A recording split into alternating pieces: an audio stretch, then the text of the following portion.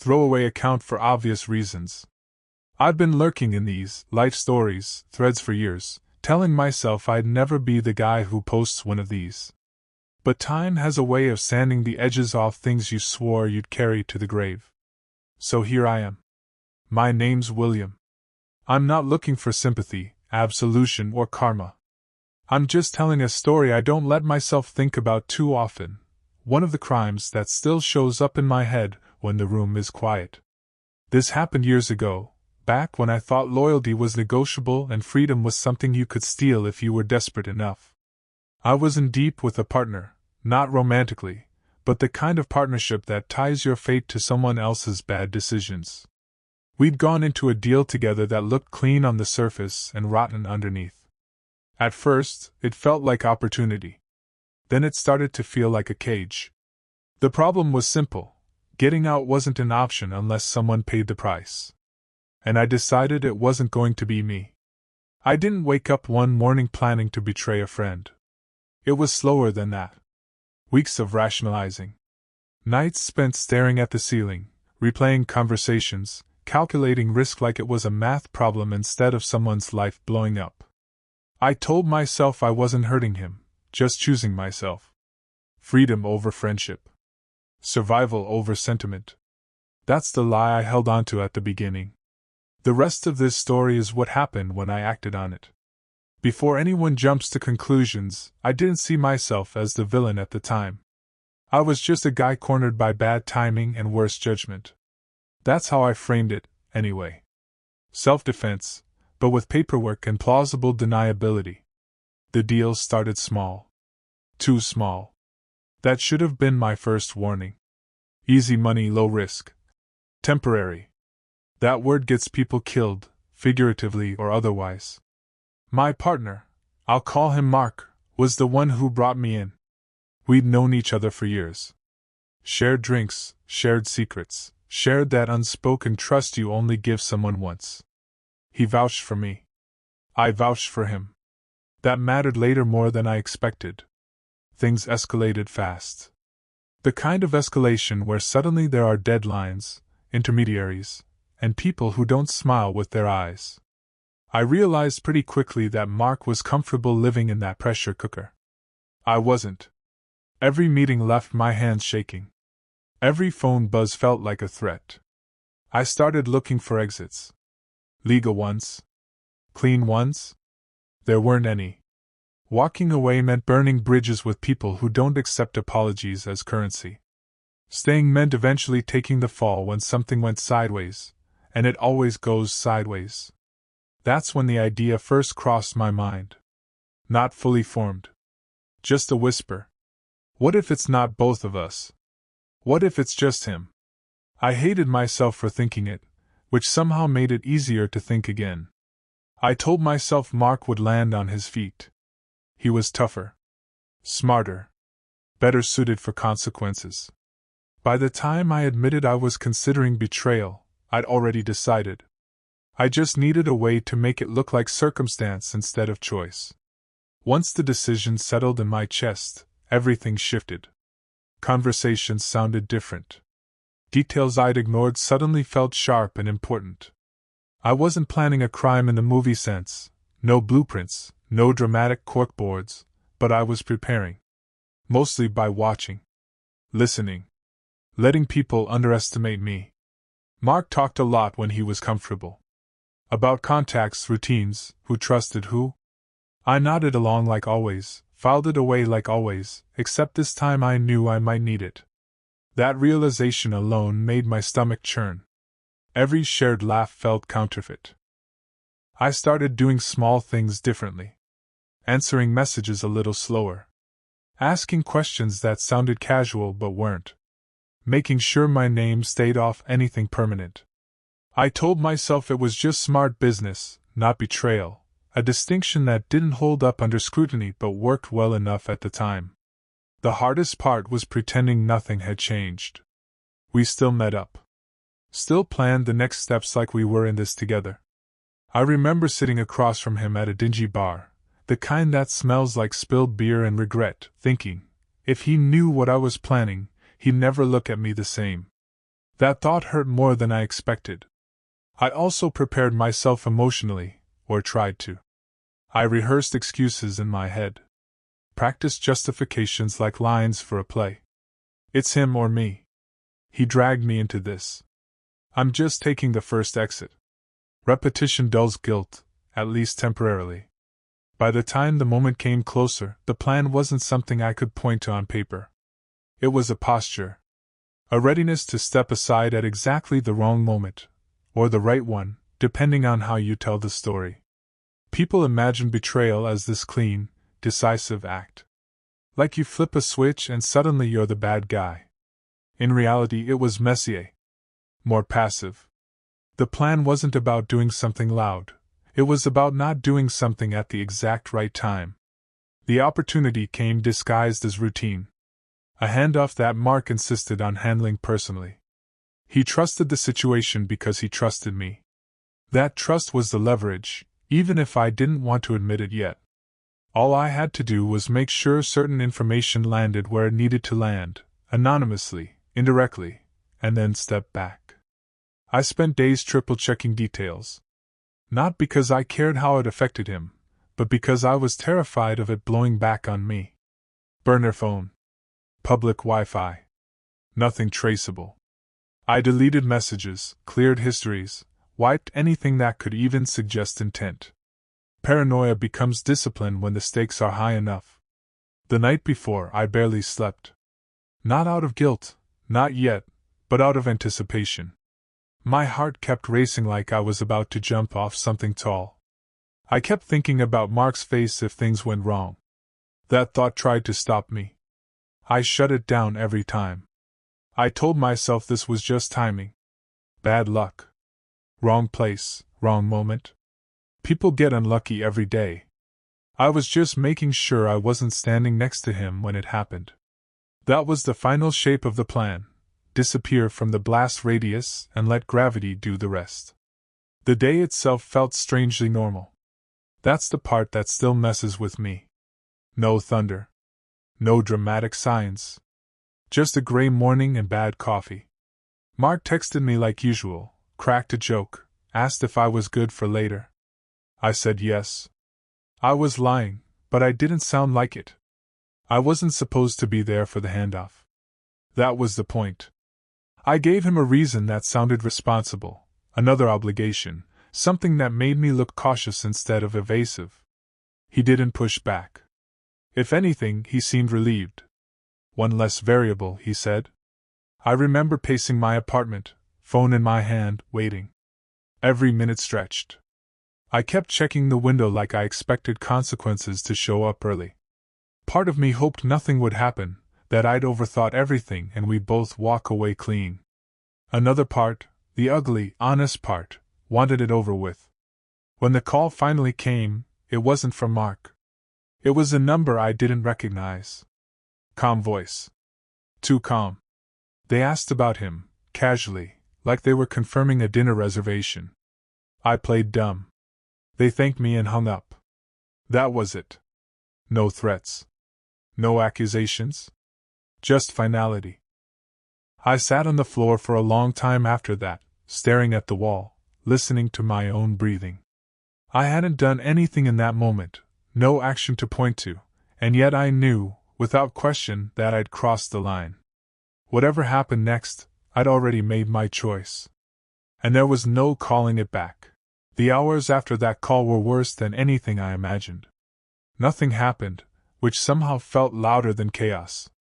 No sirens. No angry messages. Just silence that sat on my chest like a weight. I kept my phone face down, then face up, then face down again. Every vibration, even spam, made my pulse spike. I replayed the call over and over, analyzing tone, word choice, what they didn't say. That calm voice haunted me. People who are panicking don't sound like that. People in control do. By that evening, rumors started trickling in through channels I pretended not to care about. The handoff had gone bad. Not catastrophic, but bad enough. Mark had been detained. Questioned. Held longer than expected. Assets frozen. Names written down.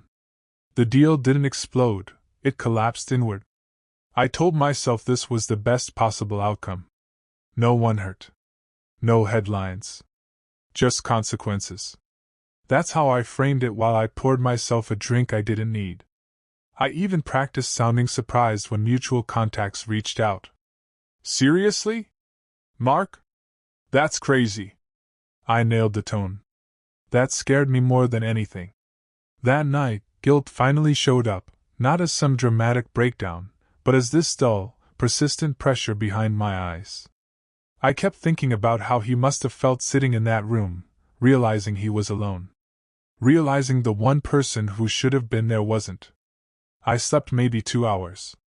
Freedom was technically mine, but it didn't feel like relief yet. It felt like standing on the edge of something, waiting to see if the ground would hold, or give way under my feet. I didn't expect to hear from Mark so soon. That was my mistake. I'd convinced myself there'd be a buffer, days, weeks, some fog of bureaucracy before our worlds touched again. Instead, his name lit up my screen less than 48 hours later. I let it ring the first time. Cowardly, maybe, but honest. I needed to hear my own heartbeat slow down before I picked up. When I finally answered, his voice was hoarse, stretched thin like he'd been awake for days. He didn't accuse me. Not directly.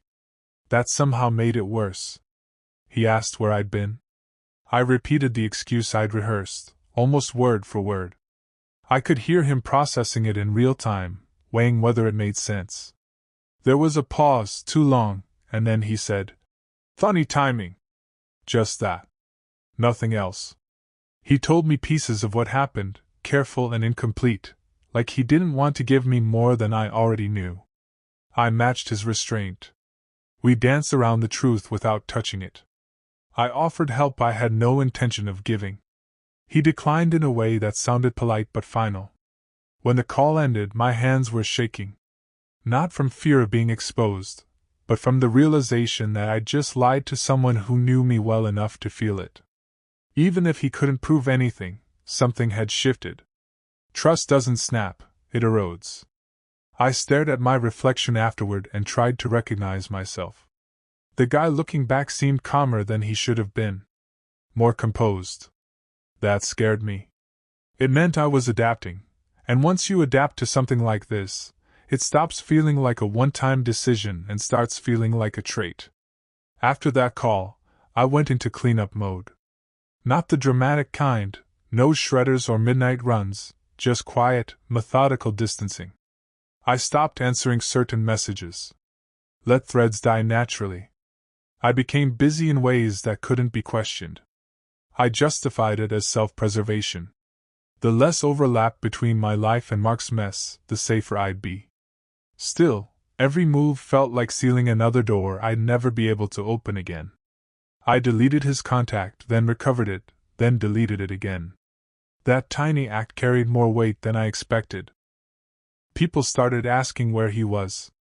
I played the role I'd written for myself, concerned but uninformed. I hated how easy it was. The hardest part was remembering which version of the story I told to whom. Lies don't live alone, they demand maintenance. I also tried to scrub my conscience by rewriting the narrative in my head. He made his choices. I didn't push him. I just stepped aside. I repeated those lines like a mantra while I avoided mirrors. None of it erased the image of him sitting alone, connecting dots I'd helped scatter. At night, I'd think about reaching out, confessing everything, taking whatever came next. Then morning would arrive, practical and unforgiving, and I'd choose silence again. Each day I didn't speak felt like another decision, not one big betrayal, but a series of small ones stacked on top of each other. By then, I wasn't just hiding what I'd done. I was protecting the version of myself that had survived it. A few weeks in, the adrenaline wore off. That's when the guilt stopped being abstract and started getting personal. It crept into ordinary moments, grocery lines, red lights, idle conversations, like it had been waiting for me to slow down. I'd catch myself reaching for my phone to text Mark about something stupid, some inside joke or half-formed idea, And then remember there was no version of that conversation anymore. I'd killed it. Not him, but the us that existed before I made my choice. That loss hit harder than I expected. I started dreaming about the handoff, even though I wasn't there. My brain filled in details I'd never witnessed, usually with me standing just out of frame, watching without intervening. I'd wake up soaked in sweat, heart pounding, feeling like I'd just run from something and didn't know where I was hiding. The worst part was how normal my life looked from the outside. Bills paid. Work steady. No one knocking on my door. I'd won, technically. And yet, every quiet moment felt like a test I was failing. Freedom turned out to be less about open doors and more about living with the ones you slammed shut. I thought about writing him a letter, something vague, something that could be read 100 ways. I never did. I was afraid he'd hear the truth between the lines, or worse, that he already knew and was just waiting for me to crack. That's when I realized guilt doesn't demand confession. It just wants to be acknowledged. And I was doing everything I could to pretend it wasn't there. I thought the consequences would be contained: one man, one bad deal, one clean escape. That was naive. Things like this don't end neatly. They ripple outward, touching people who had nothing to do with the original choice. Mutual contacts started taking sides without ever saying so outright. Invitations slowed, then stopped. Conversations grew cautious. I could feel people recalibrating how much they trusted me, even if they couldn't explain why. Reputation is a strange thing. It senses damage before facts catch up. I heard through the grapevine that Mark was trying to put his life back together. Lawyers. Debts. A smaller world than the one he'd been living in before. Every update felt like a quiet indictment. I never corrected anyone when they blamed his recklessness. Letting that narrative stand was easier than admitting my role in it. There was one moment that stuck with me. I ran into someone who asked, half joking, "Man, how did you dodge that mess?" I laughed, shrugged, said something about luck. The word tasted bitter. Luck implies randomness. This wasn't random. This was engineered absence. That interaction forced something ugly into the open. I wasn't just living with what I'd done. I was benefiting from it. Every ordinary day I got to keep was paid for by someone else's loss. Once you see that clearly, it's hard to unsee. I went home that night and sat in the dark longer than usual. No phone. No distractions. Just me and the knowledge that freedom, the thing I'd chosen above all else, had a cost I was still paying, and always would. There was a moment, just one, where I almost told the truth. It happened months later, after things had settled into their new, uncomfortable normal. I ran into Mark by accident. No planning, no warning. Same street we used to meet on, different lives colliding for a few seconds too long. He looked thinner. Older. Like someone who'd learned how heavy time can feel when it's stacked against you. We exchanged pleasantries. Weather. Work. Nothing real. The space between what we said and what we meant was suffocating. I could feel the words pressing at the back of my throat, demanding to be let out. "I'm sorry.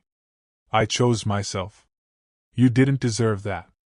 Then he looked at me, not angry, not accusing, just tired. And in that look, I realized confession wouldn't be a gift. It would be a release for me. It wouldn't fix anything for him. It wouldn't give him back what he lost. It would just shift the weight from my shoulders to his. So I swallowed it. We shook hands. He wished me well, and I believed he meant it in the limited way people mean things when they're done hoping for more. When we walked away in opposite directions, I felt something close behind me, like a door shutting softly but permanently. That night, the guilt was sharper than it had been in months. Not because I'd lied, I was used to that by then, but because I'd realized I was going to carry this alone. No confession. No reckoning. Just memory and consequence, intertwined. Sometimes the hardest part isn't what you did. It's the moment you decide you're never going to undo it. After that run-in, something in me hardened, not in a dramatic, villain origin way, but in the quiet, resigned sense of acceptance. I stopped waiting for the universe to balance the scales. If there was going to be a reckoning, it wasn't coming with flashing lights. Life moved on because it always does. New routines. New faces. I changed circles, changed habits, even changed how I introduced myself to people. Not my name, just the version of me they met. I became more careful about who I let close, partly out of self-control and partly because closeness had started to feel dangerous. I told myself I'd learned my lesson. That I'd never put myself in that kind of position again. And that was true, mostly. But the darker truth was that I'd also learned I could do something like that and survive it. That knowledge sits in you differently than regret. It's less painful, more unsettling. Every once in a while, something small would drag it all back up, a phrase Mark used to say, a place we used to go, a song from that time. I'd feel it then, sharp and immediate, like touching a live wire. I'd let it pass and keep going. That became the pattern. I didn't become cruel. I didn't spiral. I just adjusted. And that, I think, is what scares me most in hindsight. Not that I betrayed someone, but that I learned how to carry it without it breaking me. By then, the crime wasn't an event anymore. It was a chapter that had closed, dog-eared and underlined, shaping every page that followed whether I acknowledged it or not. For a long time, I told myself this was an isolated incident, a bad decision made under pressure by a version of me that no longer existed. That story worked until I started noticing how often I referenced it internally, like a silent precedent. Any time I faced a hard choice after that, the thought surfaced, "You've done worse. You survived." That realization didn't push me toward more crimes or betrayals, but it changed the ceiling of what I believed I was capable of. Moral lines stopped feeling permanent and started feeling situational. I also noticed how suspicious I'd become of loyalty, not in others, but in the concept itself. When people talked about having each other's backs, a cynical part of me would quietly ask, until when? I'd learned firsthand how conditional commitment can be, because I'd been the condition. Relationships suffered in subtle ways. I kept people at arm's length, not because I thought they'd betray me, but because I didn't trust myself with their expectations. It's hard to feel worthy of trust when you know how easily you once broke it. There were moments I almost romanticized what I'd done, framing it as growth, pragmatism, realism. I caught myself doing that and forced myself to stop. Some things shouldn't be polished into lessons too quickly. Some deserve to stay uncomfortable. The truth is, betraying Mark didn't just change my circumstances. It rewired how I see myself in moments of pressure. I learned that when everything's on the line, I choose survival. Not heroism. Not loyalty. Survival. Knowing that about yourself is a kind of knowledge you don't forget, and don't entirely forgive. People think aftermaths are finite, court dates, sentences, closure. For me, the aftermath became a low-level hum that never fully shut off. It didn't ruin my life, which almost felt worse. I wasn't punished in any obvious way. I just kept going. Years passed. Enough time that I could tell this story without my hands shaking. Enough distance that Mark became someone from a former life instead of an open wound. I never heard from him again. That silence became its own verdict. Not forgiveness. Not condemnation. Just absence. I built a life that looked stable. Respectable, even. And every now and then, I'd catch myself enjoying it, a quiet morning, a sense of control, and immediately remember what it cost. Not in a dramatic, self-flagellating way. More like a mental footnote I couldn't erase. I wasn't caught. No one exposed me. There was no moment where the truth burst into the room and demanded to be dealt with. If you're expecting karma to show up like a storm, this part will disappoint you. Sometimes the consequence is simply knowing, and being the only one who does. That knowledge shaped how I moved through the world. I became more deliberate, more cautious, more aware of how thin the line is between loyalty and self-interest. I didn't repeat the same mistake, not because I became better, but because I understood the weight of the first one. If there's a punishment here, it's this: I don't get to see myself as innocent anymore. And innocence, once gone, doesn't come back quietly. If you've read this far hoping for a twist, a confession, an arrest, some cosmic balancing of scales, I don't have one for you. This story ends the way a lot of real ones do, quietly, imperfectly, with a man living inside the consequences of a choice no one else remembers to ask about. What I learned is this: betrayal doesn't feel like evil when you're inside it. It feels like necessity. It feels logical, even responsible. You tell yourself you're choosing the lesser damage, the survivable outcome. And maybe on paper you are. But paper doesn't account for the person you become afterward. I chose freedom over friendship, and I got exactly what I asked for. Freedom from consequences, from entanglements, from immediate danger. What I didn't anticipate was the freedom from myself, the way I'd have to compartmentalize, rationalize, and harden just to live with the knowledge of what I'd done. If you're ever in a situation where the only way out is to let someone else take the fall, pause. Not because it makes you a hero, it probably won't, but because once you cross that line, you don't uncross it. Even if no one ever knows, you will. And you'll carry that version of yourself into every hard decision that follows. I'm not here to say I'd do it differently. That's the most uncomfortable truth of all. Given the same fear, the same pressure, the same ticking clock, I might choose survival again. But I'd choose it knowing exactly what it costs. That's my confession. Take it for what it's worth. Some stories aren't told to be forgiven, they're told so the silence doesn't get the last word.